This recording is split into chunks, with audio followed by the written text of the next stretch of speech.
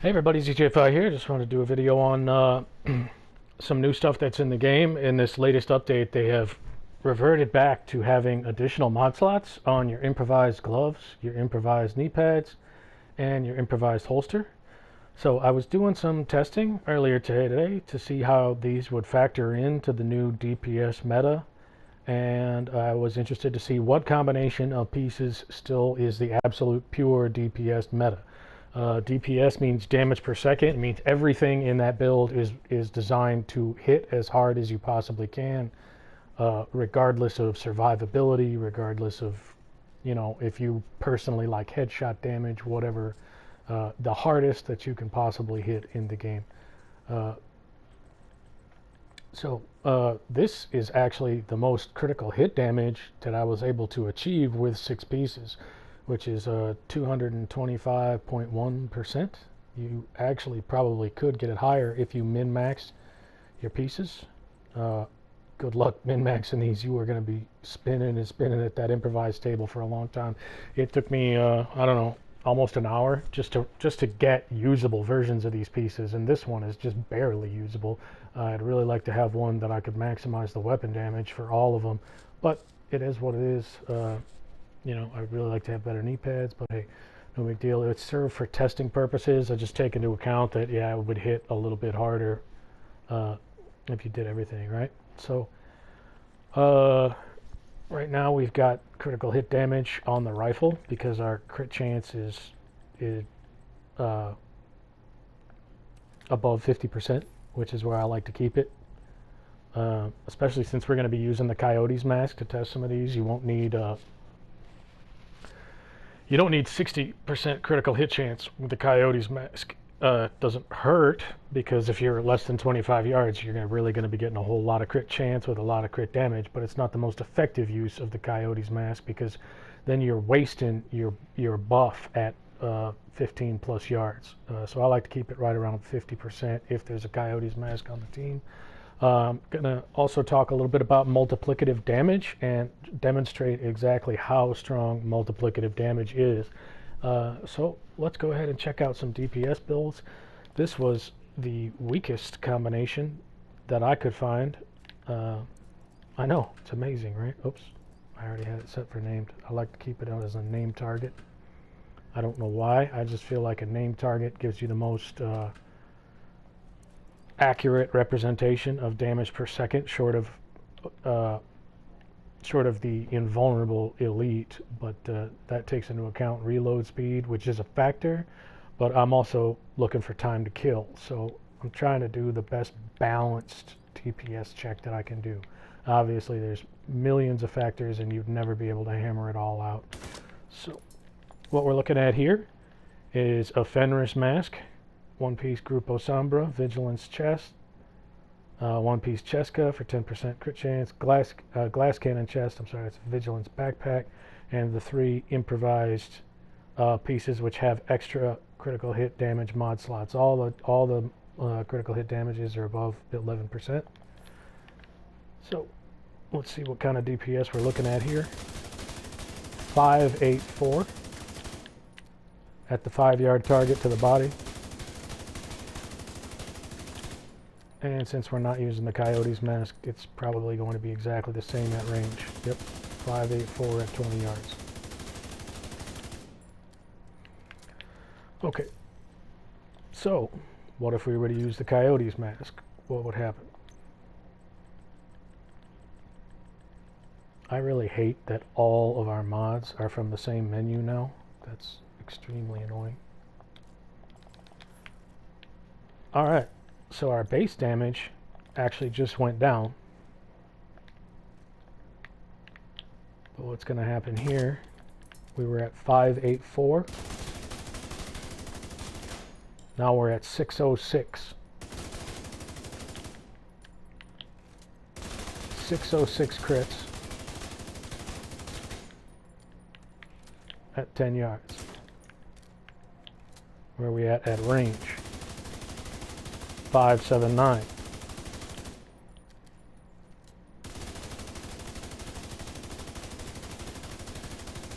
Still 579.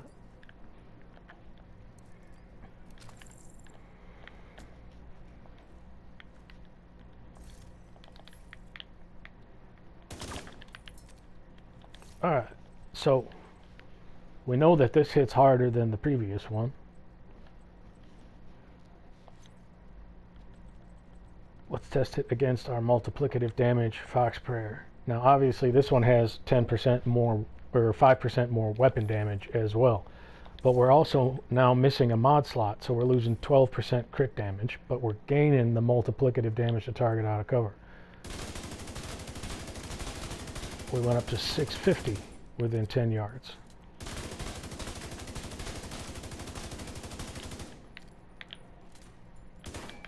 And where are we at range? Still at 620. 620 at range.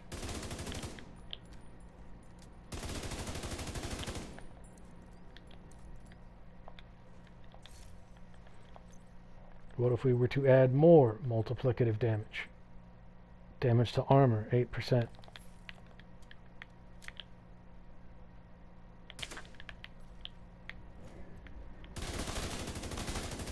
$685 within 10 yards. And now how much at range? 653 at range.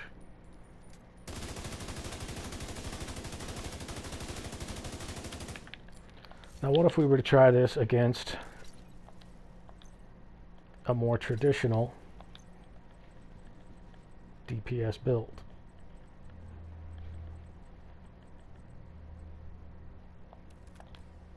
This is a DPS build I actually run in the raid. I have it set up for Iron Horse, but we're going to go ahead and set this up the way a true DPS would be set up. So we've got our perfect glass cannon chest piece. We'll go ahead and get our mods swapped over.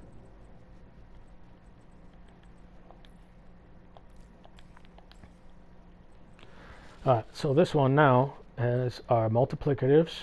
We've got 3 pieces of Providence, and we've got a Grupo Sombra mask.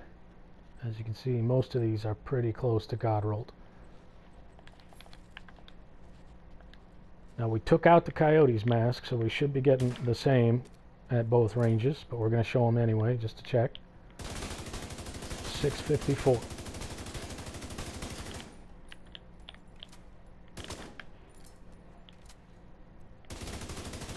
$654. Same at both ranges.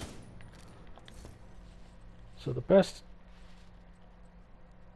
unless you've got somebody else on your team who's running a Coyote's mask, this one is about 654. As you can see, 117 is our base damage. Now, what if we were to put in a Fenris piece? Fenris gives us 10% additional. I want the mask one. There we go. Fenris gives us 10% additional assault rifle damage as its brand set bonus. So now we have 3 pieces of Providence. Our critical hit chance went down, but since we're using the Eagle Bearer, and that's what this is for, is to buff the Eagle Bearer, we're now at 54%. We went up to 122.4. What happens to our DPS if we put in this Fenris piece? It actually goes down. 644.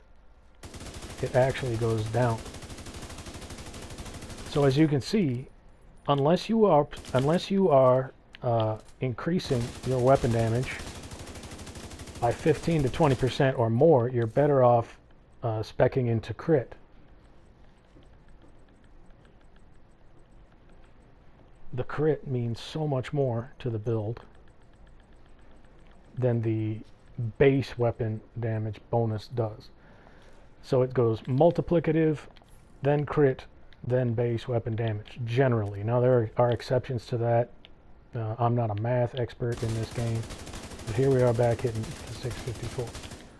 Now, what if instead of using 3 pieces of Providence, we used 1 piece of Grupo Sombra,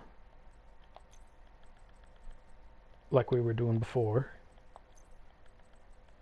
And we used a chest.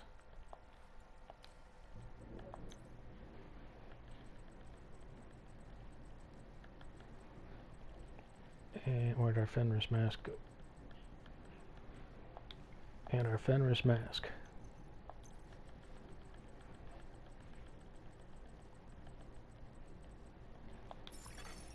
Agent in need of backup. And since we're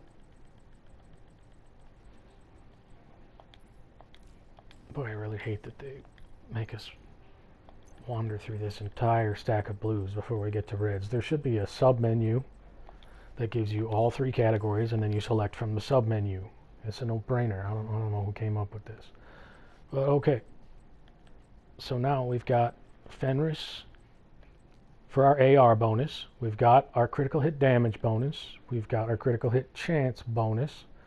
We've got our Petrov, our two multiplicatives. And now, since we're not getting any bonus from this Providence piece, we might as well put in our improvised holster. Got 123.1 base weapon damage on the Eagle Bear.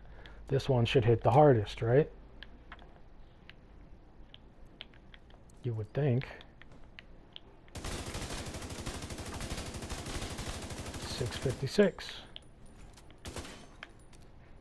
So it does hit a little bit harder. 656 at both ranges. It does hit just a hair harder. But if we put in this Coyote's mask,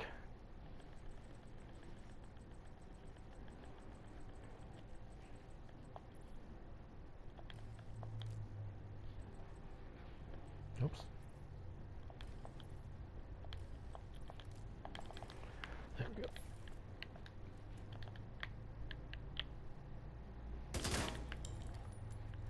What did we have? 656 with the Fenris piece in there. Here with the Coyote's mask, we get 685 at 10 yards.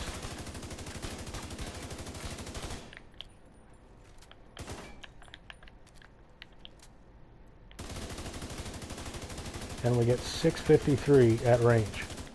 So you're giving up about 3,000 per crit at range, but you're gaining almost 30,000 a crit under 10, or with the 10-yard critical hit chance bonus. So for my money, this is about the best you can do in the game. Right here, what we're wearing right now, which I believe is this loadout. Yep, as you can see, it's exactly the same.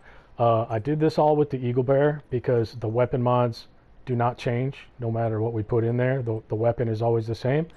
Obviously, if we were to test it with the boomerang, it would get a lot more, or with the boomerang M1A, it would get a lot more complicated because you'd have to change not only the crit mods in the build, but also change the mods on the weapon every single time you switch for testing. So we did it all with the Eagle Bear. I think right now this is probably going to be the hardest hitting combination that you can make in the game. There's nothing wrong with running the three-piece Penrith, three-piece Providence with a Grupo or a Cheska. That hits plenty hard, but if you're looking to absolutely min-max, I think this is about as hard as you can hit. There may be other combinations that hit a little bit harder, but I have been unable to find them. Like, for example, what happens if we were to put in 5% additional damage, weapon damage through Walker Harris, and we put our piece of Fenris back in there? 656 was the best we were able to do without Coyote Mask.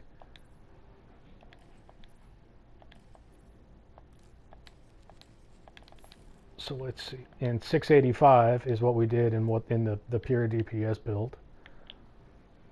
So let's see what we're able to do with now our base weapon damage should be higher than it's ever been. Yes, 127.5. Our base damage is absolutely through the roof, but you'll see that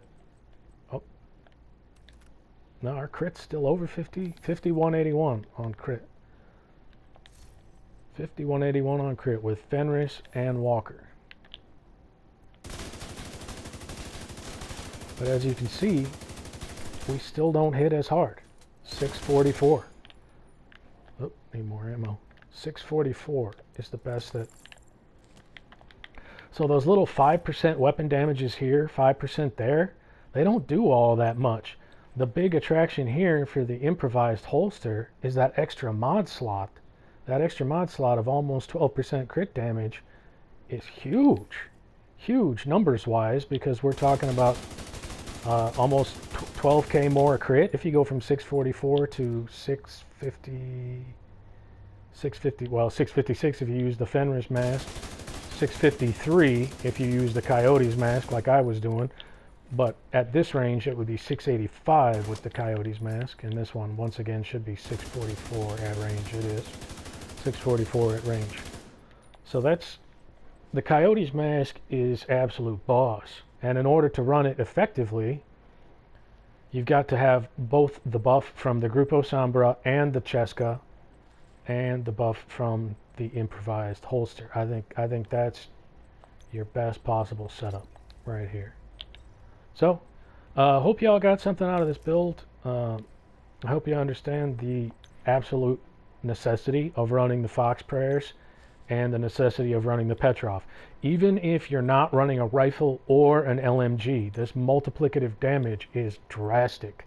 You can see my way my numbers went from less than 600,000 to consistently over 600,000.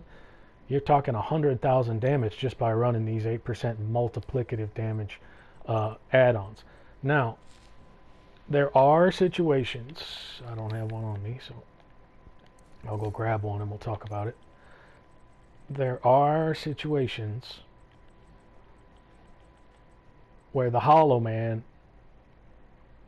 may do better for you than the Coyotes mask, and the one such situation I can think of would be Razorback or any other boss that does not have an armor bar.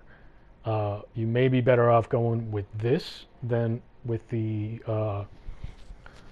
well, no, you'd still want to keep the Petrov gloves because you're going to be fighting ads the whole time while you're doing damage to Razorback as well. So you're still gonna want those Petrov gloves for the gold bars and such. But you may be able to put this in place of the Coyotes mask at Razorback, but nowhere else. In no other situation would I think that the Hollow Man would be the best. But that once again is another form of multiplicative damage that may be situationally advantageous to have. So I hope this helped you guys out. I would recommend a setup like this, your two multiplicatives and then your two critical pieces, which are Cheska and Grupo, and then your two I don't know, I guess I'd call these, one's an exotic and one's an improvised, it's specialty pieces to help buff your damage. If you know you're always going to be engaging at long range, what you can do is, so right now we have 50% chance at the rifle. So you're never going to be using the rifle up close, right? If you're within 15 meters, you should be getting the 25 critical hit damage buff, and that means Eagle Bearer. But if you're 15 and you're getting the 10 plus 10 or the 25 critical hit chance, then you should have these set up differently, right? So with the rifle, you want to take advantage of the extra 25% chance that you're going to be getting at range, and you want to put crit damage mods onto your rifle here. Because every time we're going to be shooting somebody with this rifle, we're going to have at least 10% more critical hit chance than what is actually noted in our stats sheet here. So 40%. Every time I'm shooting at somebody, they're going to be 15 yards away from me or further. Otherwise, I'm going to switch to Eagle Bearer, right? So at 15 yards, I'll get the additional 10%, and now I'll have 203.9 crit damage, or I will be plus 25% crit chance if they're past 15 yards, and that will absolutely send me over the limit. So I'll be 60% crit chance and 203.9 damage. So that's the way I'm going to leave this set up, and I hope this video was helpful to you guys. I hope this gives you a better understanding of how stacking damage works. I hope this gives you an idea on how to go about testing. Every time a new update comes out, I go about testing a lot of changes.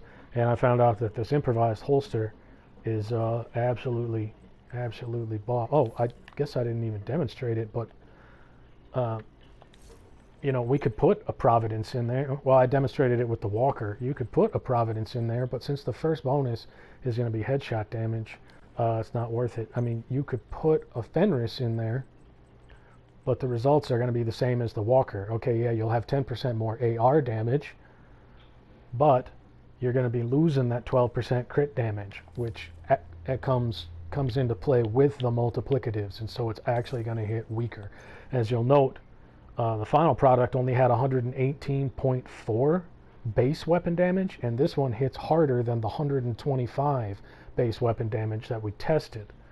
So I hope this makes you understand how to balance and what priorities you're looking for. The number one most important thing is always multiplicative, then crit, then if you can work it in, try and increase your base damage. But always test it. Come down here to the range, test it, swap your pieces out, find out what's working, what ways, what isn't. Thanks a lot for watching. Once again, I'm not a math expert. There's probably people who can figure out why this works the way that it works. I cannot. I only test things. I just test it, and test it. I spent 3 hours testing this afternoon. This was the hardest hitting one that I could, combination that I could come up with. I'm sure somebody else has a way that's stronger, but for right now, until I find one, this was the best I could do. All right, thanks a lot for watching. Have a great night.